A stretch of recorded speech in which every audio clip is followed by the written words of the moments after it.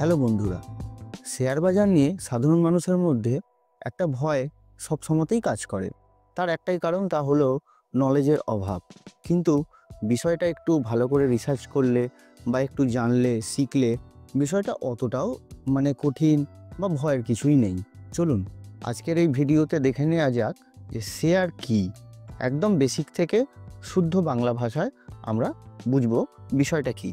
ধরা যাক একটা জামা কাপড় তৈরির কোম্পানি, তারা জামা কাপড় তৈরি করে আর নিজের শোরুমে নিজে বিক্রি করে। কিন্তু যতটা মাল সে প্রোডাকশান করছে তার একটা শোরুম থেকে বিক্রি করা সম্ভব হচ্ছে না। তাই সে ভাবলো আরও অনেকগুলো শোরুম দেশের নানা প্রান্তে আমরা ছড়িয়ে দেব। কিন্তু শোরুম খুলতে গেলে লাগবে টাকা। আসবে কোথা থেকে? এর দু তিনটে উপায় আছে। এক, তা হলো নিজের প্রফিট থেকে শোরুম করা। কিন্তু প্রফিট যখন অত হচ্ছেই না যে অনেকগুলো শোরুম একসাথে শুরু করব, তখন আরেকটা রাস্তা হচ্ছে ব্যাংক থেকে লোন নেওয়া। কিন্তু ব্যাংকের কাছে গিয়ে যখন কোম্পানি দেখলো যে ব্যাংক বলছে আমি আপনাকে লোন দেব, আর সেই লোনের টাকায় প্রথমে আপনি জমি কিনবেন, তারপর আপনি তার বিল্ডিং করবেন, তারপর আপনি তাতে শোরুম ডেকোরেট করবেন, এই করতে করতে অনেকটা টাইম চলে যাবে। আপনার একটা শোরুমে অত সেল নেই যে আপনি এই কটা দিন আপনার ইএমআই টানবেন। তাহলে উপায় একটা খোলা আছে, তা হলো সাধারণ মানুষ আপনার থেকে টাকা নিয়ে সে তার ব্যবসাটাকে বড় করবে, আর তার বিনিময়ে কি দেবে? তার ব্যবসার শেয়ার।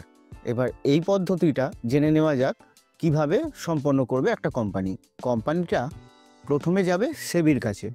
সেবি হচ্ছে আমাদের দেশে যেরকম আরবিআই আছে, রিজার্ভ ব্যাংক, যা সমস্ত ব্যাংকের কন্ট্রোল রাখে, ব্যাংক কিভাবে কাজ করবে তা নির্ধারণ করে, সেরকমই শেয়ার বাজারের ওপর বসে আছে সেবি, যা গভর্নমেন্ট কন্ট্রোল করে। সেবির কাছে কোম্পানি গিয়ে কি বলবে যে আমি এত টাকা বাজার থেকে তুলতে চাই সাধারণ মানুষের থেকে, এবং তার বদলে আমি আমার কোম্পানির শেয়ার বাজারে লিস্ট করতে চাই, এবং যে আমার কোম্পানিতে ইনভেস্ট করবে বা আমার কোম্পানিতে টাকা ঢালবে তাকে আমি তার বিনিময়ে আমার কোম্পানির একটা শেয়ার দেব।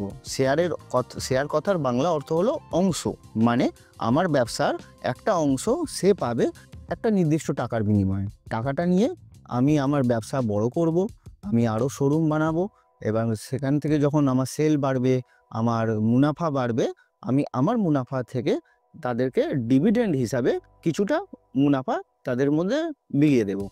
এবার যে কোম্পানি যত বেশি তার ব্যবসা বাড়াতে পারবে, যত বেশি তার মুনাফা বাড়াতে পারবে, তার কোম্পানির শেয়ারের দাম উত্তর বাড়তেই থাকবে। আর যদি কোনো কোম্পানি এই টাকাটা নিয়ে ভালো করে ইউটিলাইজ করতে পারলো না, তার কোম্পানিতে সেল বাড়লো না, তার কোম্পানিতে মুনাফার জায়গায় লস বা ঘাটতিতে চলছে, তখন সেই কোম্পানির শেয়ার দিন দিন ভ্যালুয়েশনে কমতে থাকবে। আশা করি একটা শেয়ারের বেসিক কনসেপ্টটা আমি বোঝাতে পেরেছি। এবার আমরা একটা শেয়ার সার্চ করে দেখব। প্রথমেই চলে যাব গুগলে। ধরা যাক আমরা রিলায়েন্সের শেয়ার ক টাকা দাম যাচ্ছে আমরা সেটা দেখব। গুগলে গেলাম, এখানে সার্চ করব রিলায়েন্স শেয়ার প্রাইস।